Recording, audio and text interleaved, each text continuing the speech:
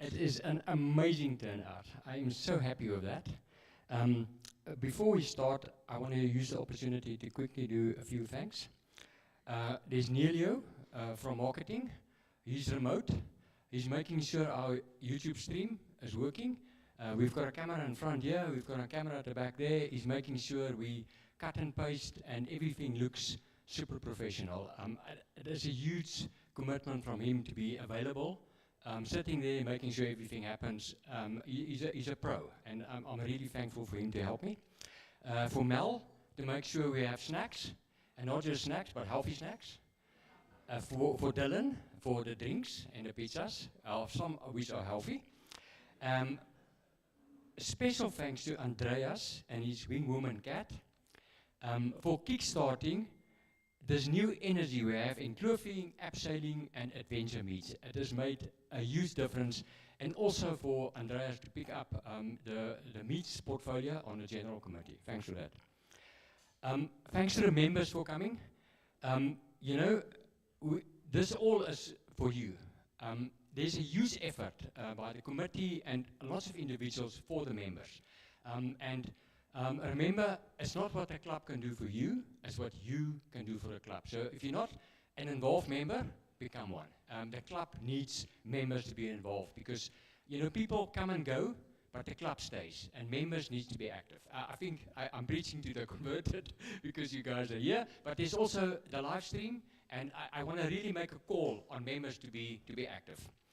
But yeah, that was just a quick thanks. Let's go over to our main event. It really is a privilege for me to introduce our guest speaker. You know, he started climbing in the Stone Ages by his own admission.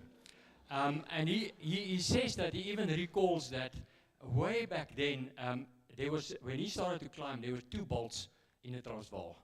And there was a huge speculation, should they chop the 1 bolt? I think we've really moved on from that.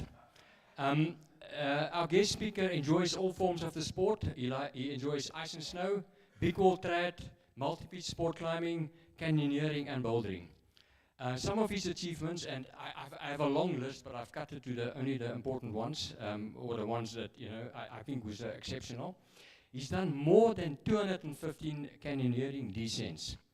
He's done over 25 first descents of new canyons in South Africa, and he's been very involved in canyoning descents in Spain, France, and New Zealand. And you would think that's doing a lot, but that's not nearly all that he does.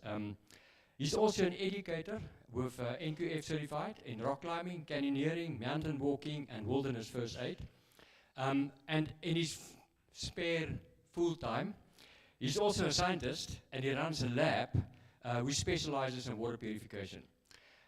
But without further ado, please welcome the one and only, the legend, Neil Margetts.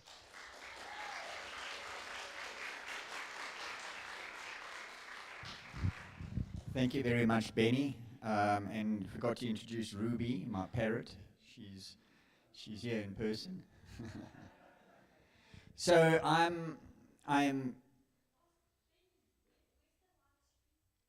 just some info on the live stream. I don't think I'm even on it. So I don't like WhatsApp groups. Okay, so for the last from about 2015, 10 years, I've kind of moved a bit away from rock climbing and moved a bit into canyoning, and I'm going back into rock climbing more. But I found a passion in canyoning. Canyoning has the elements of a big mountain day out in the mountains. Get up early, you go have the challenge, particularly opening new canyons. That was really super fun for me. I love that challenge. And the other element to canyoning, which not everybody likes, is the element of water. So canyoning or kloofing in South Africa would be defined as something that you're following a water course down, and it can be just waterfalls, or it can be a slot, or different similar things. Kind of that defines it from just descending down a big mountain. If you can abseil off the side of Bloberg, it's not really canyoning. So the water element is what defines it as canyoning.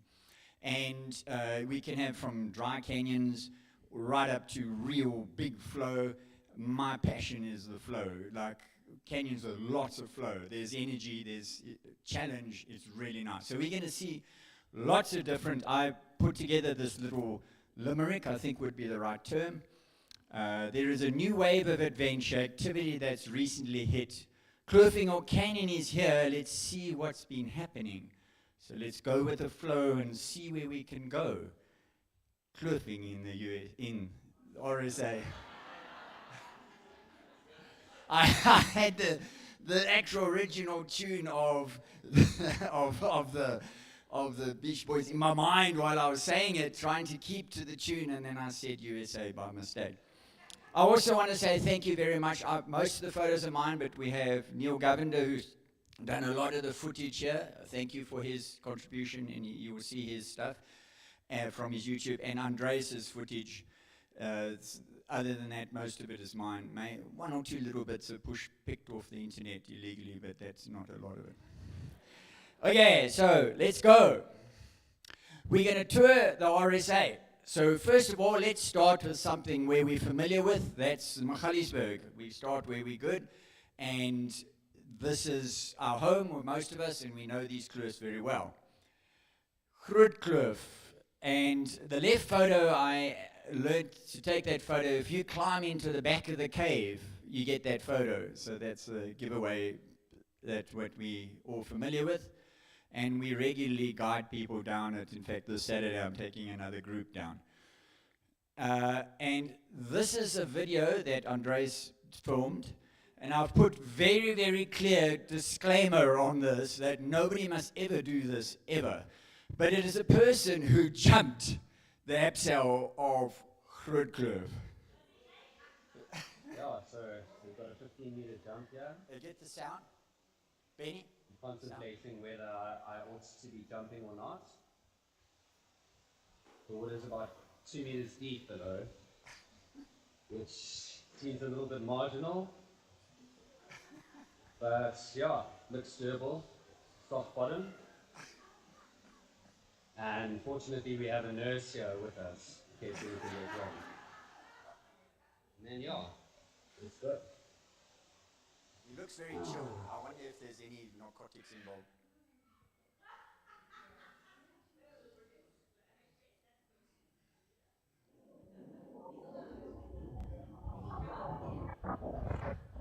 It's kind of like a bit of an arty thing. Kind of scary.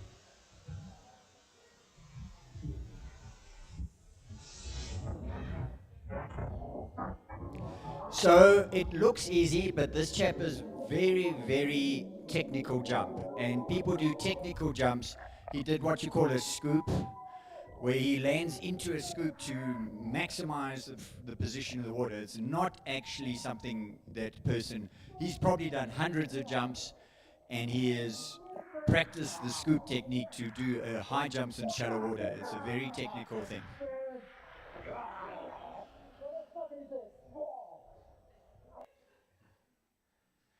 So here's Castle Gorge, is one of Govinder's videos.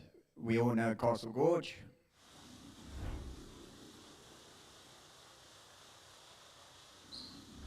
And we abseil down Castle Gorge. It's about 3 or 4 abseils.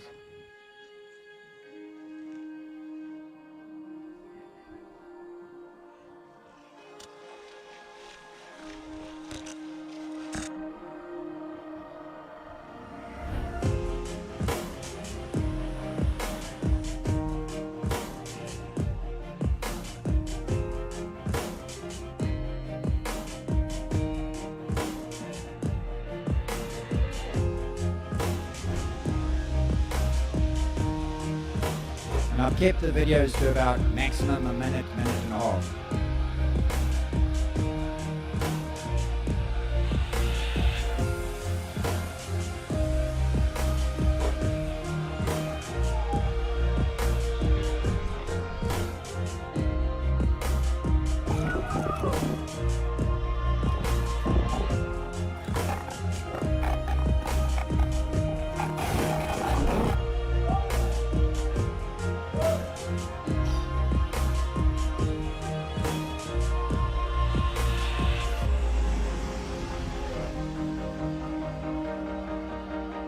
So you'll see Neil Governor's kloofing harness.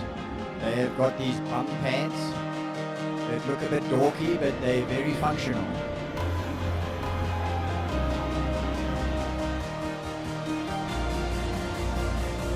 The Mountain Club of South Africa owns this property plus the next one and that Crow Grove. As a member, you can go to these places whenever you want.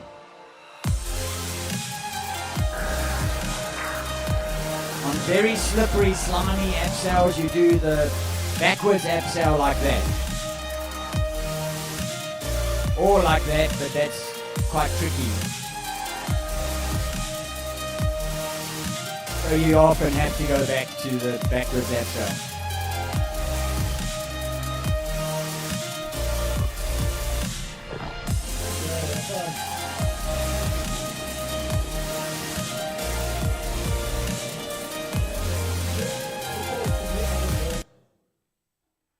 And so now to show you some kloofs in the Magaliesberg, perhaps you don't know, Rustenburg Kloof is situated on the far west of the Magaliesberg. It's got two kloofs, Rustenburg Kloof West, Rustenburg Kloof East. This is the west one. It's essentially a 70, 80 meter high waterfall in which we abseil in two abseils with a tree ledge halfway. The stance is about there. And you have to come down.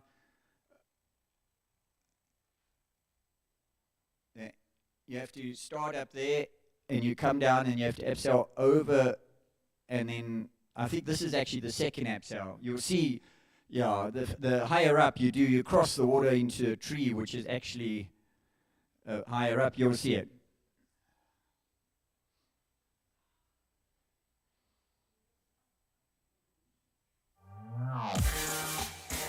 This is Neil's intro.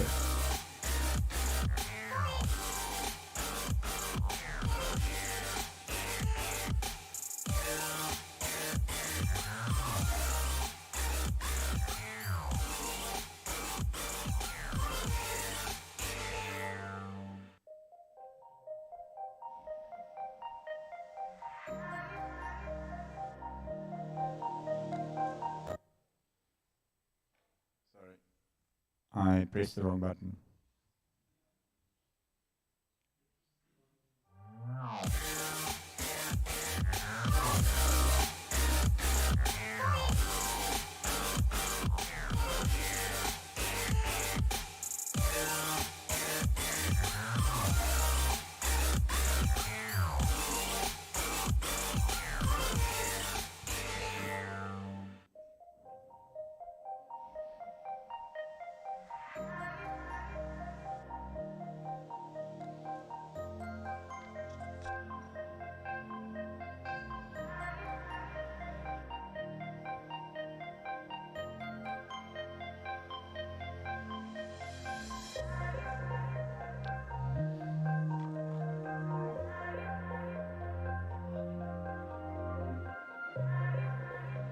Andreas, you must organize some meets here. It's a public park. It's 100 rand a person. No access issues. You just got to pay at the gate. Don't tell them you're going kloofing. You just say you're going hiking. We don't complicate things, but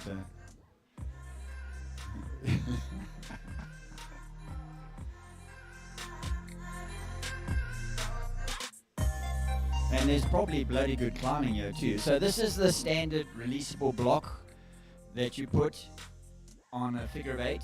So that locks against there. And if the client is in trouble, you can release that under load and lower them down.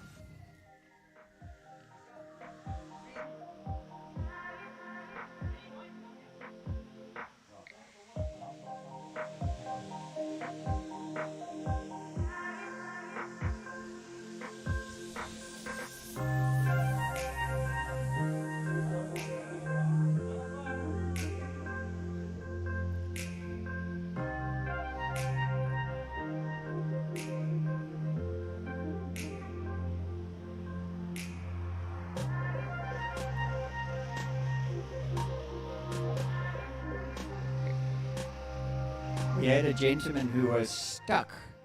The rope jammed just at this point, hanging in the water. and we had to Z-haul him back up. How's that climbing? This is the second abseil, and you abseiled off this big tree. It's a free hanging 50 meter.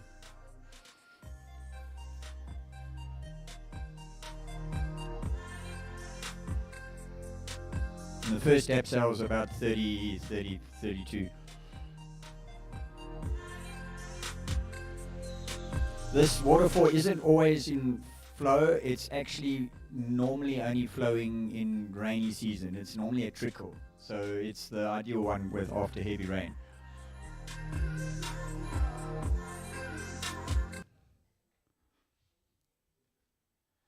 And then some more ones you've never heard of.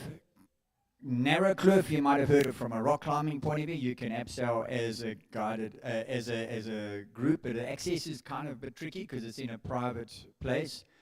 And I set up something called a guided abseil for our Right Honourable Chairman, so he didn't get wet. This is the service we render for the chairman of the Joburg section. Avoiding all that muddy water.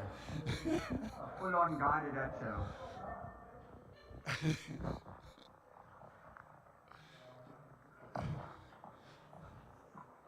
There we go.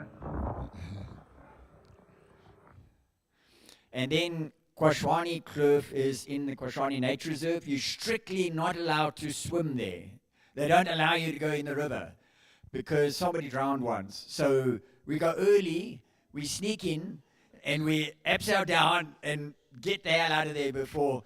And the last time we were there, everybody was gone except Mark, Rolle, and I were standing on the top about to abseil, and Nadine and everybody was down. And the ranger arrives, and now he's like he's hit the jackpot here. We're doing something really illegal. And so, like, now what do we do? And the guy said, no, you've got to bring them back up. And we're not doing this. So then Mark says, oh, my wife and family are down there. There's a bugger all wife and family. It's like Nadine and other. I got to go. So Mark goes, and I pull up the rope and get escorted out by the ranger.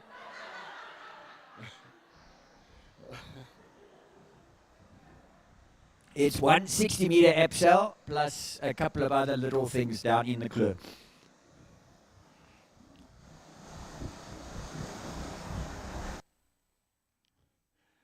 So these are annoyances of the Magaliesberg. I don't know if anybody recognizes the dog. They got kids. There's like about 8. And then the other annoyance that lurks around the corner whenever you least expect it, perhaps maybe when you want to go to the toilet, is the net or... Right, let's move on. I've got to cover every province except poor Free State doesn't have any kloofs, but I'm sure I'll find them. Northern Cape, Richtersveld. Richtersveld have got dry kloofs, not many, but super spectacular, interesting, very unique, wild area. And there's some wild game there. That was a massive leopard that we saw prints. So it's very different. It's, if you're going to go there especially for kloofing, you're not going to have enough to do. But it's all sorts of other things in that area as well. This is a massive, over 150 meter high dry kloof, other dry kloofs. Then we're going to look at the Western Cape. So the Western Cape, as with many things, they think they're the only ones who do kloofing. And...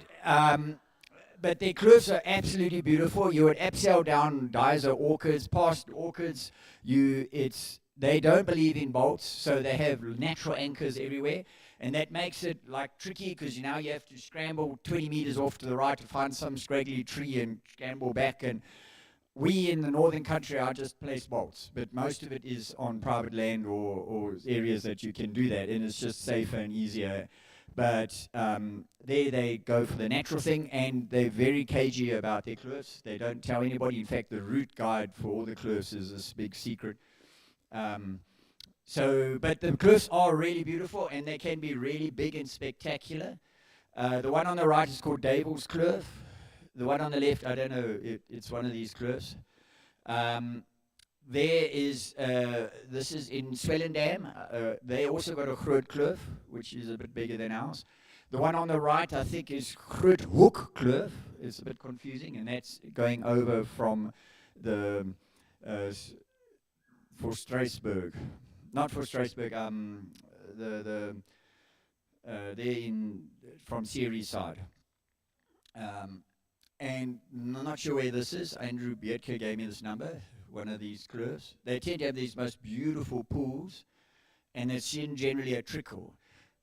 You have lots of water in winter, but it's too cold to canyon, so kloof, so they generally do it in summer. And this is a kloof or canyon on Table Mountain itself called Window Gorge. It's about 7-8 abseil, some of them about 40 meters.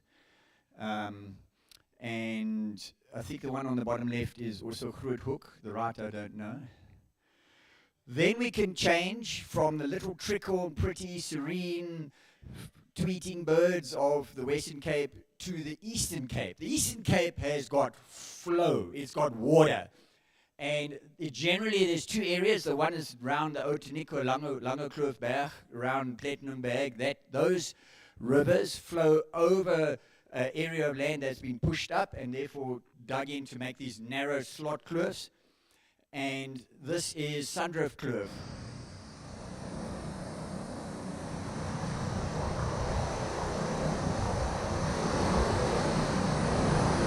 We actually had to go underwater to thread that thing because it's a chockstone. It's a natural anchor for ruby.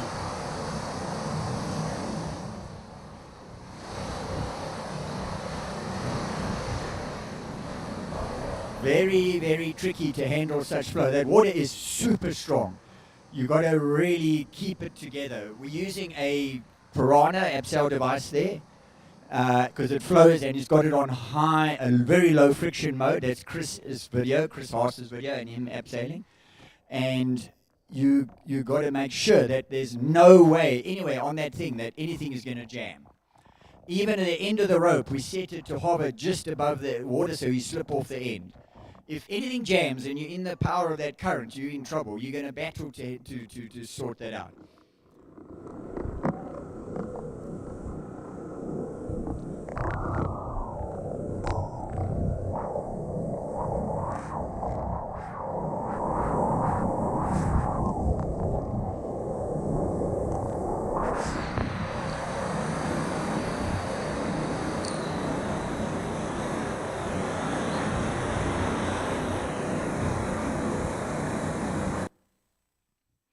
This is Lottering Kloof, the last abseil. And it ends on the actual Otter Trail. If you walk along the Otter Trail, you cross Lottering. This is the same river, but upstream. And access is very tricky. The Cape Town, Eastern Cape section have arranged it, that you can walk into the Otter Trail area. It's all carefully arranged access. This is also Lottering. That's, you might remember her, that's Chris's wife, Brittany.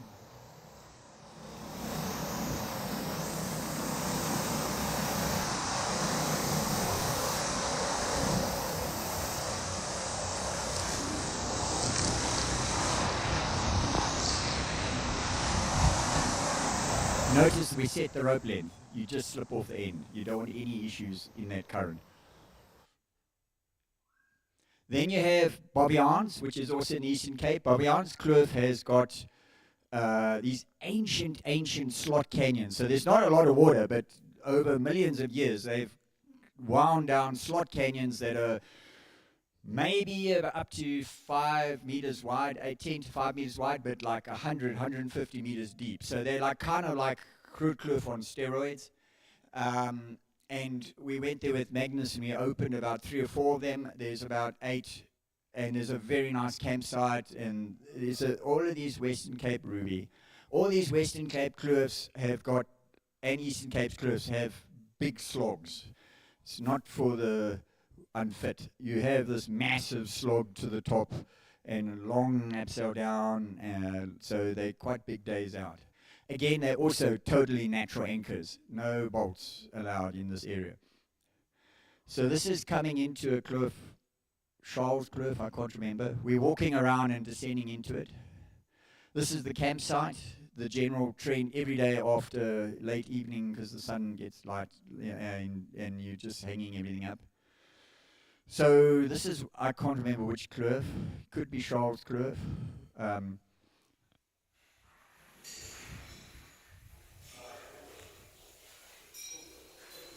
that's like 4 or 5 meters wide the whole way up.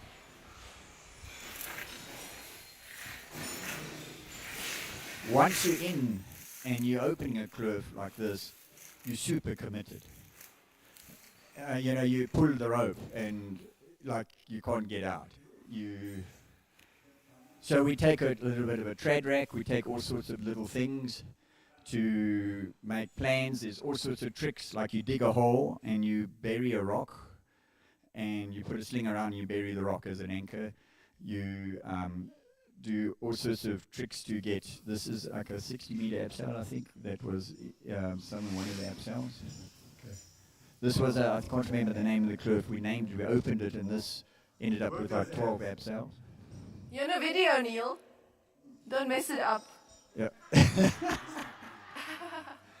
That's Magnus's wife, Vera. So now it starts spinning and it's twisting the pool line. So he starts counting the twists. Okay, it's once around, twice around, 3 times around. Now you're twisting it over 4 times around, 5 times around, 6 times around, 7, 8,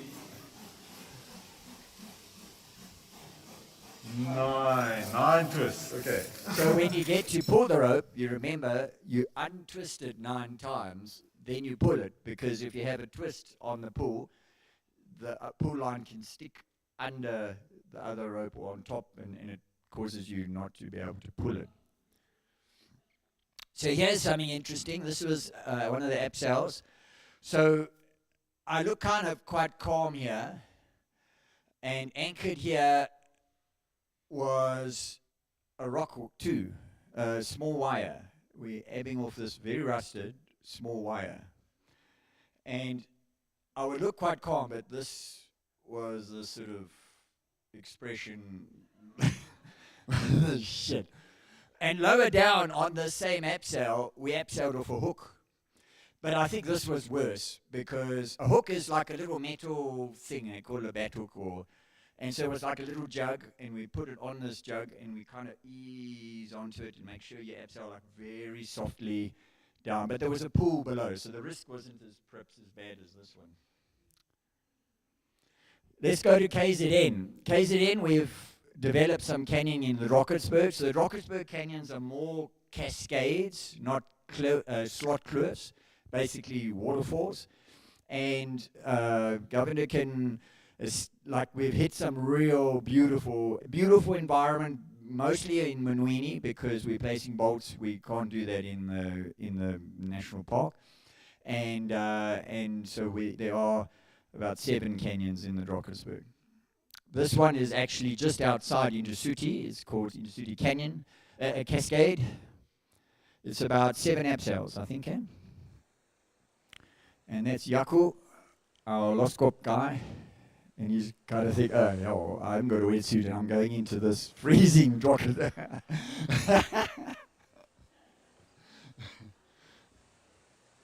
This is a commercial canyon opened by a crowd in Champagne Valley. It's in Indisuti. This was some casualties we've had. In this particular case, it was with Gerrit Lambrecht. I don't know if you know him, and he was stuck 3 meters above the ground in full flow with this jammed on, and I'm underneath him and I'm shouting, Gerrit, put a prisic above and get your weight off. And he shuts down and he says, I know what I'm doing. Some more of Neil's stuff. This is 15 abseils with 2 bonus if you got time.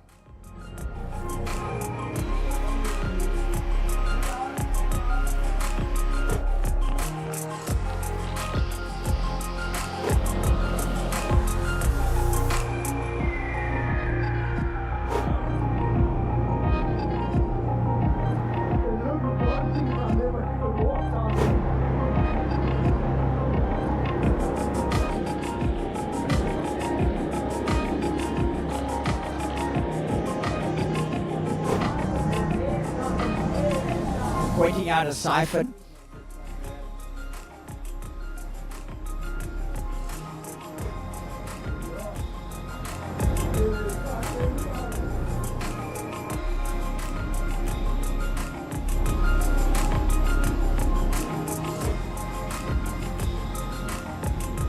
This is the notorious third abseil, very dangerous. It's got lots of very hazardous, it's got like a hydraulic right after the second waterfall. In fact, Lawrence got stuck in there for about, 200 seconds or 130 seconds.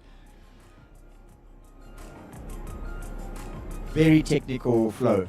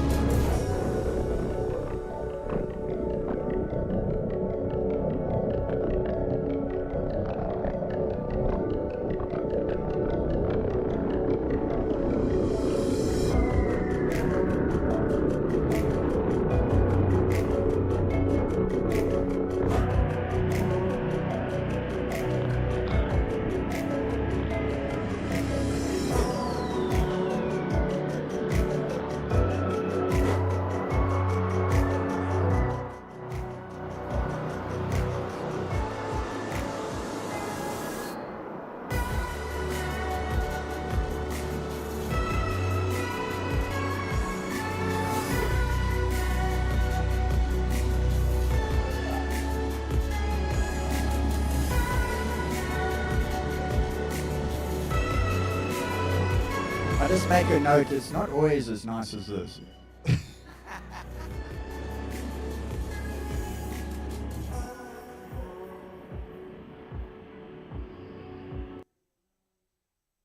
So on that subject, when there's lots of rain, you can't climb, you get some kloofing done. It's just when there's a lot of flow, it's super fun. So here's something a bit different. Andrew Porter, Tony Marshall, and I think one or two others, they went down a kloof down the back of the Munwini cutback. It's a Heiberg kloof, a little bit different. It's also about 12 abseils. Then we did, lucky enough to do 2 descents of the Tugelo Falls.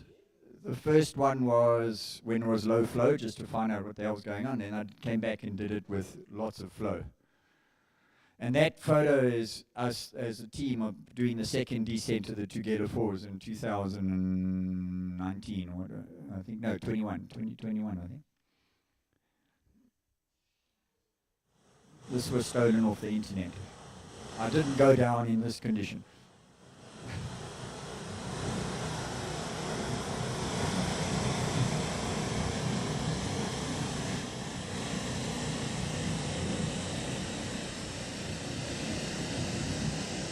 So the Tugelo Falls is 22 abseils. Some of them ranging from about 90 to 80 to 90 to 100 meters, and you basically move your guts, your hut. You move, and you start at like 4 in the morning. We started at with the second. You started at 3 in the morning, and we got to the cave at about 10 o'clock at night or something.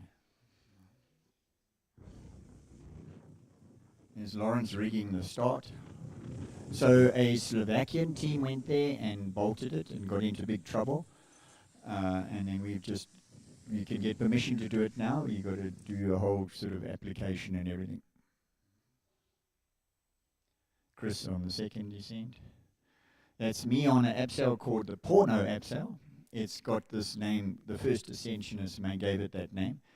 It's a 80 meter free hanging. This is Lawrence after the second grass ledge below the second cascade, pulling with. It's a pretty beautiful waterfall. It's not the highest waterfall in the world, by the way. It's a lie. That previous photo on the Porno abseil Renske was abseiling down and came across this cut in the rope.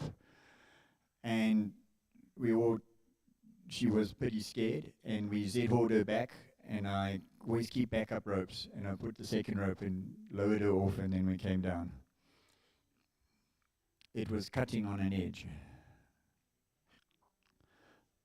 The Seitbansberg Walkberg. So this area is got, the Limpopo area has got super nice canyons. We're quite proud of our Limpopo canyons, and there is, we've opened about 7 kloofs, with Loskop area, we've opened about 10 canyons in Limpopo.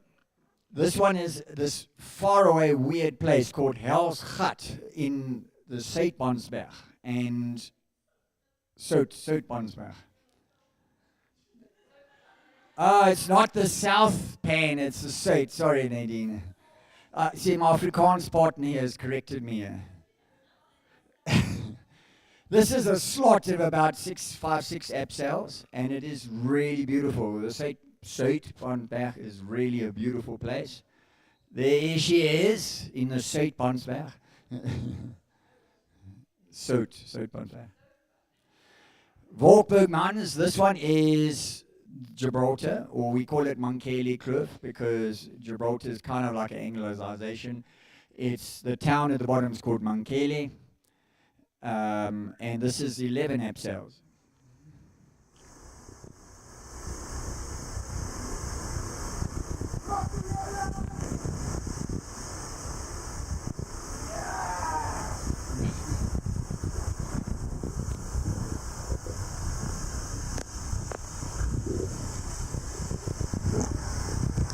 No, he just jumped off a rock behind me.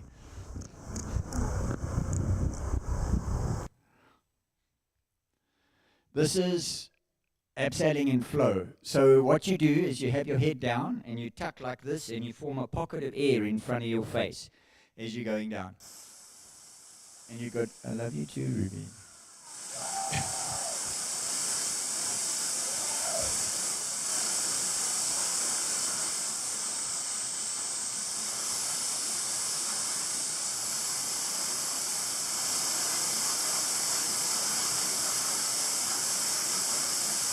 There I am.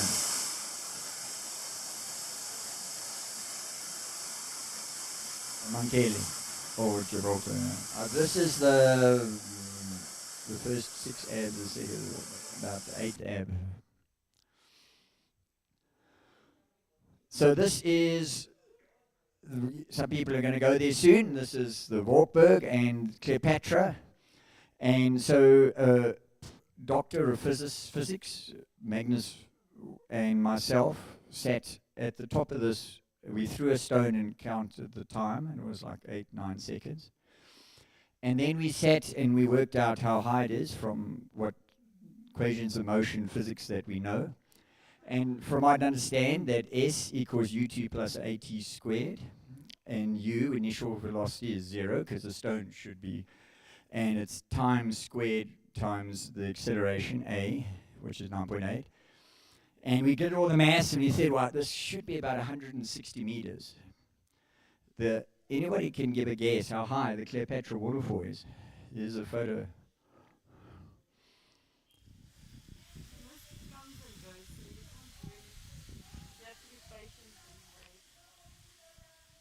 When we went there's a bloody path back up. So we set up 2 80-meter ropes with a releasable above the knot where the 80s are joined, so the person can add to the end of the 80 and get lowered the rest of the under, because we had only 2 80-meter ropes.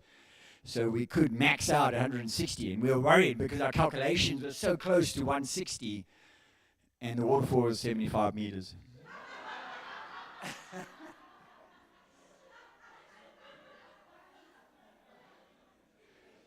Sekororo, the best bump slides in the land.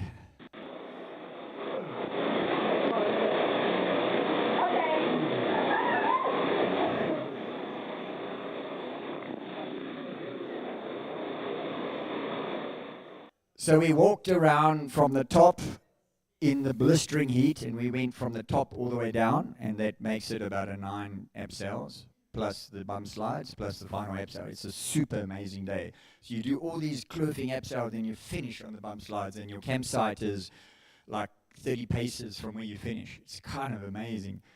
And this was the crux of it. It was a section where later when we come back, we split it and we took a stance there, but previously I wasn't sure if the rope would reach, so I took a stance kind of in a horrendous chockstone somewhere in the middle there. So I stopped on this chockstone, threaded a natural anchor around there, and now you're sitting with the anchor below you, and I set another rope that I have on me from there, and everybody else, including Nadine, all came down and and then had to transfer from rope to rope, obviously clipped in, and then continue on the second rope. But the problem is this area is the most slimy world it's like super slimy. It's like the bottom of Castle Gorge.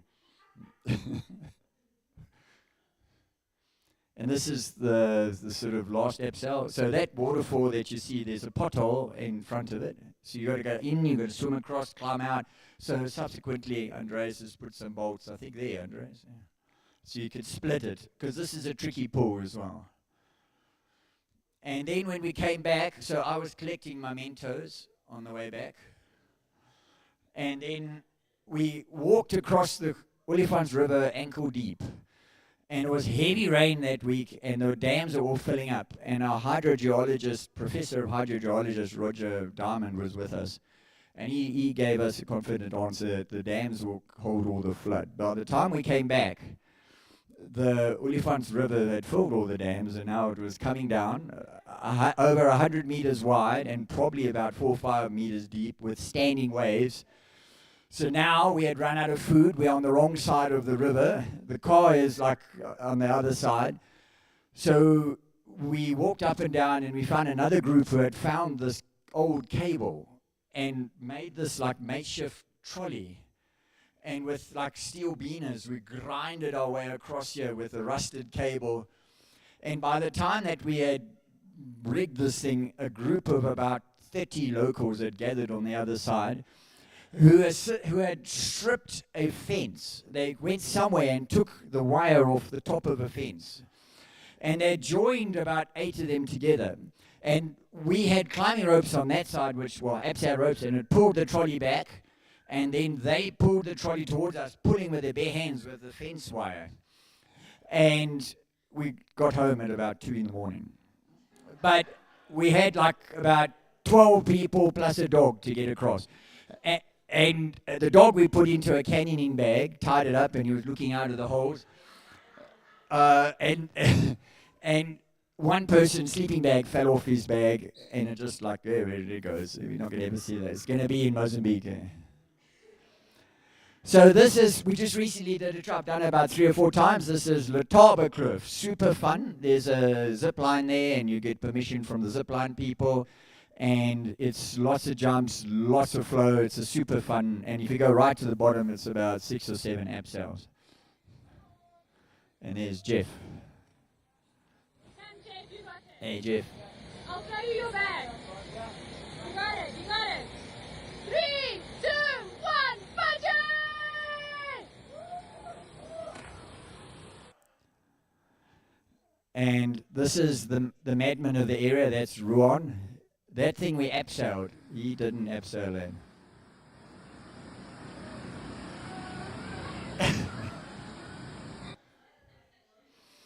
And then we get to finish on Loskop for a good reason. Loskop is our newest find. Phenomenal place. The climbing is probably out of this world. Nobody's ever climbed there, and there's probably like 6 areas of like 200 or 150 meter high cliffs. It's a phenomenal place. Sorry, Pumalanga first and then Loskop. So this one is something called Pinnacle Kloof, which is Pinnacle is there on near God's window, and you strictly not allowed to canyon. Again, we arrive early in the morning and off we go. This particular boiling pot has 3 waterfalls all coming together into one boiling pot. It's like phenomenal. Again, we did it on natural anchors, so you're kind of using the odd funny tree at a funny angle. And then when you finish, you walk along a road made for logging, for forestry. So if you have a 4x4, you got literally a 100-meter approach to the start. And if you can get a 4x4 along the logging road, your exit is like 500 meters. This is more from Pinnacle Kloof. This one, some of the people jumped. It was a bit easier. You jump it from the top of this rock up here, somewhere up. It wasn't working.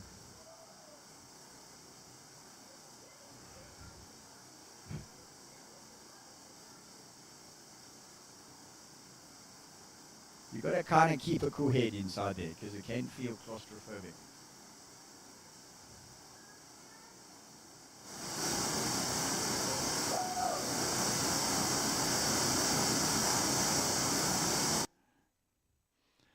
And this is Footpad Kloof in Loskop. It's about 4 abseils, but one of them is really narrow and slotty. It's very nice. Yaku does it as a guiding trip. This is socialize Kloof that has just recently been opened.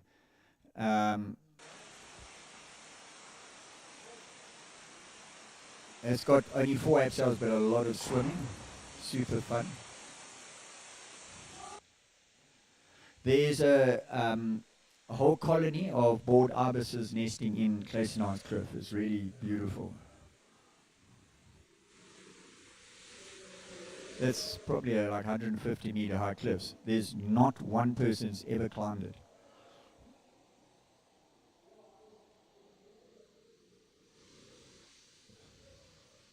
And there was a hermit living at the bottom, that's why it's called socialize Kloof.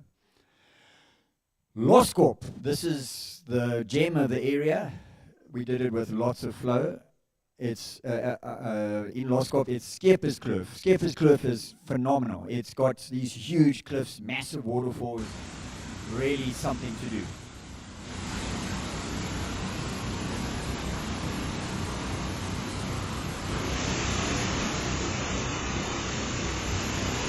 Needless to say, we kept out of the water.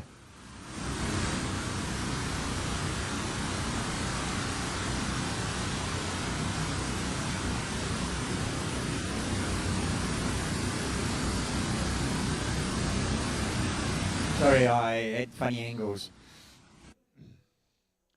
So this is on the first descent of Loskop, of Skeppers Kloof, and there's something called a siphon where the water funnels under in a hole. And if you're in there, you get stuck in there, they'll fish you out in the dry season.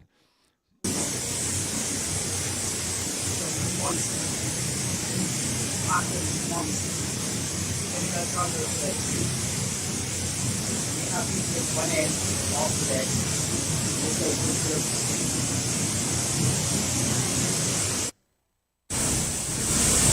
The base of the third abseil, the head goes closer to the slimy. Just down the side there's one hell of a siphon, the hole of death. It goes under this bridge, and then it comes out there. What the hell?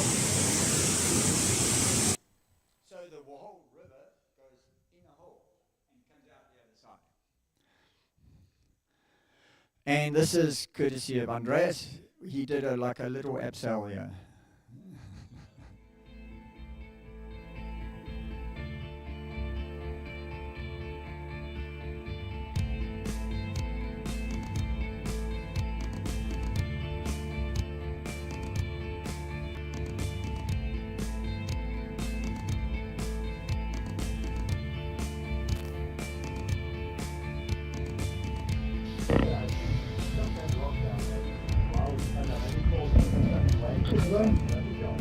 rockclimbing company today.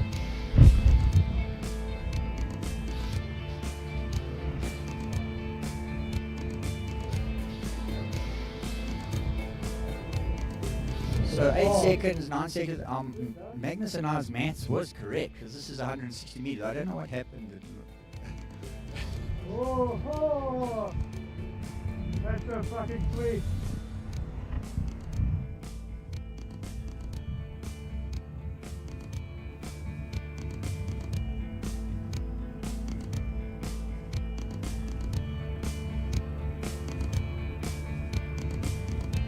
Andreas has got a VT Prisic which is made of Kevlar set above so that if he were to make a mistake, the Prisic which is above will hold him. And he's made a Kevlar Prisic because it could handle the temperature of this big abseil.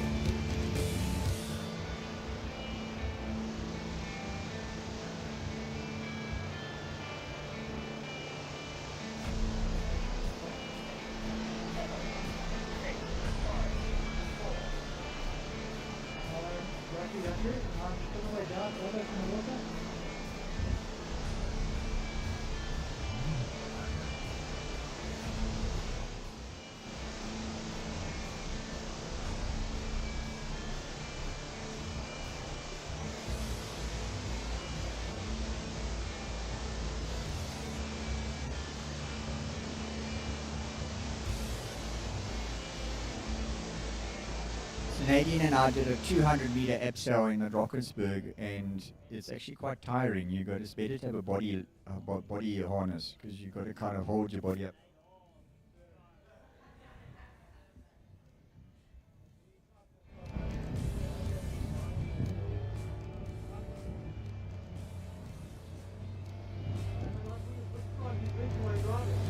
And Yaku has a boat, and you exit, you walk down, you catch the boat across the lake. It's super, super chill. Yes. And the boat costs money.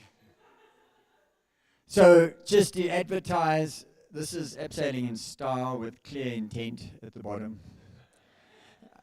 We have an amazing event. Yaku from Loskop Canyoning and Andreas is organizing a national meet where we have now 4, maybe one more, but there was an access issue, so maybe 4, maybe 5 canyons in the Loskop area. Super chilled campsite, very nice. It's a national meet, and it's over Easter weekend, and so if you must hurry up and get on there because we limited the numbers to 30. And then also I just got permission from Benny to do a little bit of a punt. I have a technical canyoning training course coming up in end of February, beginning of March. And also in mid-February we have a swiftwater course coming up where you're going to learn technical things of relating to rescuing of people in water environments. This could be used for a hiker or canyon climber, whoever, or canyoner who gets involved with flooded rivers.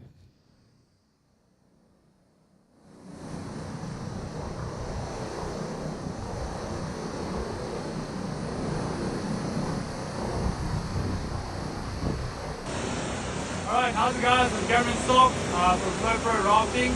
I'm going to be helping Neil with the swiftwater training stuff at the Volta River. Over here we have some examples. This is hydraulic, okay? So this is something that you don't necessarily want to go into. What happens is the water flows over a rock and it recirculates or washing machine itself, and then if you go over that little lip, you'll get trapped underneath and you'll just get rotated around and around and around until somebody helps you out. So that's an example of something that you don't want to go into. Cool. And the Kloof boys, thank you very much.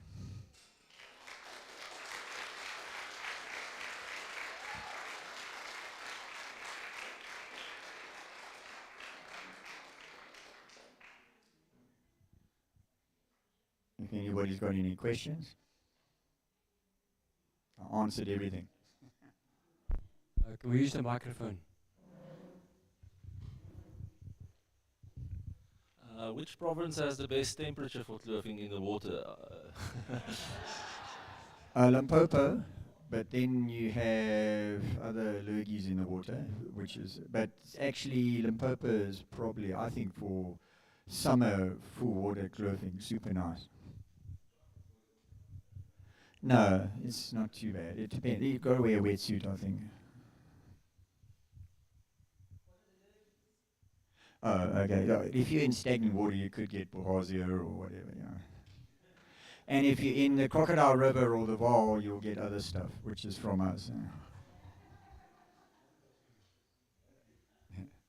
Yeah, our resident scientist is leptospirosis. So what are the best shoes to be wearing? Or So you got, yeah. So you have a couple of options. If you have the budget, you can buy proper canyoning shoes that cost, I think the best odds are about 260 euros, and the cheaper Adidas is about 180 euros. That's like maybe a few years ago, it might have changed. Plus, you've got to get them here, so if you have a friend in Europe. But those are fantastic. You would walk on stuff that is super slippery, and it protects your feet nicely. If you don't have that, then maybe a good quality trail running shoe, but some of them grip better, some of them don't grip better. So you've got to kind of, the Adidas, I think, is the Terex, yeah, is the one. That's maybe about 1,200 Rand versus 4,000 Rand.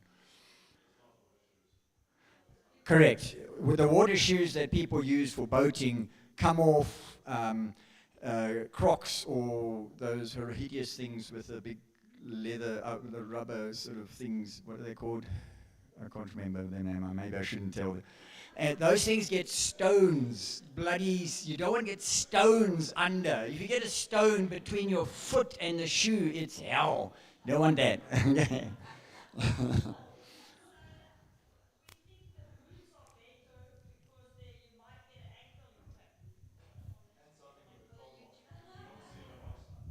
Yeah. Yeah, so just commenting what Nadine said, you want to protect your foot correctly. In fact, all the canyoning stuff has to be super robust because it gets really hammered in a kloof. And so your feet can get really hammered because you've got a lot of time in the water and your skin gets soft, just like if you've been in the bath for hours and hours, it's the same. And so we wear gloves, we protect our feet because they get soft and sensitive with the water. Anybody else? No. Awesome.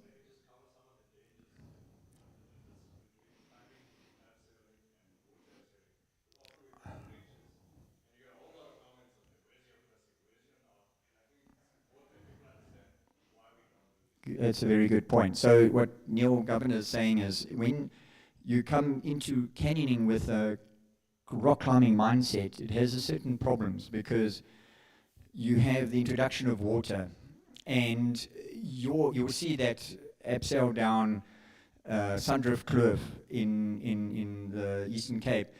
There's no ways you can stop. You have to literally go with the flow, and so we don't put a prissik on, and we don't restrict it in any way. And but sometimes in a dry canyon, or a canyon where it's a difficult entry or something, we do use a prissik. But once you're going, we tend to remove the prissik, because in a water situation, the prissik bites too hard. When I first started canyoning, I had this prissik, and I was fighting the prissik the whole way down. It's like you're at war with this prissik, because it's just jamming too much. When rope is wet, it grips much more. Andreas with the big abseil used a prissik, because the rope is relatively dry, and that was the correct way to do it. So you can never have one hard and fast rule, but if you're in flow, you don't use a prissik. That's the risk. You don't bloody let go. Yes, that's true. So people firemen underneath, or with beginners or clients, I belay them.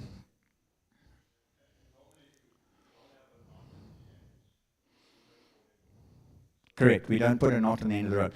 So when you abseil down, you'll learn it in my canyoning course. You do it. We have a signal system. The first person goes down. He, with a whistle signal, he gets the rope length correct, so the rope is just touching the water. And then everybody just slips off the end into the current. Yeah, you abseil single rope, because when you abseil double rope and you twist it, it becomes very difficult to pull. So we have a pull line and an abseil line, and the pull rope is thrown like far away, out of the way of the abseil line, so they don't interfere with each other. And if you twist on the way down, you have to untwist it before you pull it. Neil, we have an online question from Brenda, asking if there's any kloofs that you want to open in the Wild Coast. So in the Wild Coast, there was one kind of done by Steve Hoff and co. There is stuff there, yes, I'm sure. I haven't actually been there to explore. I'm sure there is. For sure, yeah.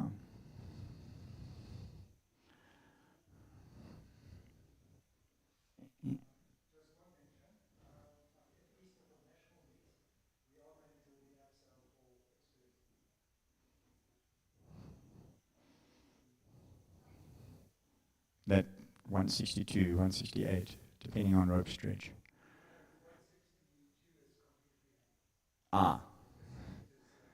So 168 and 162 meters free hanging. That's pretty wild. No, you and I did that one in Lesotho, which is 200 meters.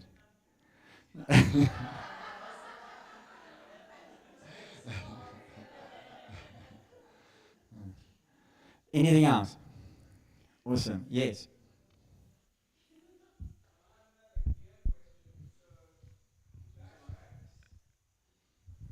The people online want to hear you. Yes.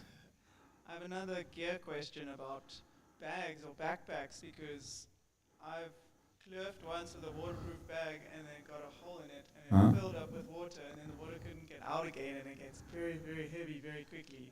It's a very good question. For that? So what we do is we have a bag with holes in. And inside the bag with holes, we put dry bags. Or kegs, or like, keg is like it's like a thing they use in river rafting. It's kind of like a drum with a red lid that you tighten.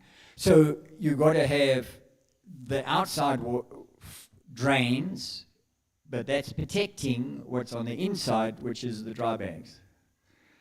And also when you're going down, you're working with ropes. So you're pulling a rope, you got gear, you're retrieving a rope, you pack it into the bag ready, and the rope comes in and out of the bag. So you got to manage the ropes. So you have the rope in the bag, you have your gear hanging in the bag, you have, when we go down these cliffs, we have a Hilti drawer in the bag, which is in 2 waterproof bags. We have like about 20 kilograms of bolts. We have spare draw bits, we have spare batteries. Sometimes we do an overnight kloof, so all of that plus overnight sleeping stuff. Like, this is massive. Like, when I came out of Tugela, because also when the ropes get wet, they're like double in weight. So when I came out of the Tugela, we were walking out the second time we went down, and it was kind of raining, and there was this two couples walking up from the hotel, and I was like, came to them, and they were asking. I said, well, look, the Tugela River is very full, and you have to cross it, and when you go into where the tunnel is, and it's going to be kind of quite tricky. I wouldn't recommend going there, and it's raining. So they agreed, and they turned around. They're walking back with me, and the gentleman said, Wim, kan jy jou sak dra asseblief? And he was probably about half my age, if not a third of my age. Not that I'm that old. And so I gave him my bag, and he said, "Black Skottel!" And he took it off and he gave it back to me.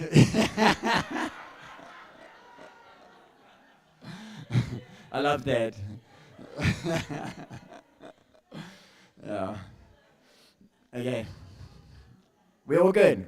This was amazing. I love this subject. I love you guys. Thanks for coming.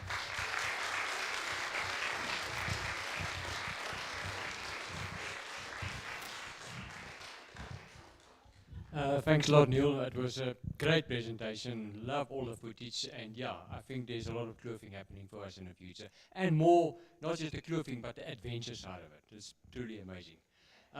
Guys, I think we can call it a day. Don't go home. It's still early evening. We close when everybody's left, so I hope there's some more snacks there, but certainly there's some more drinks. So have a good time.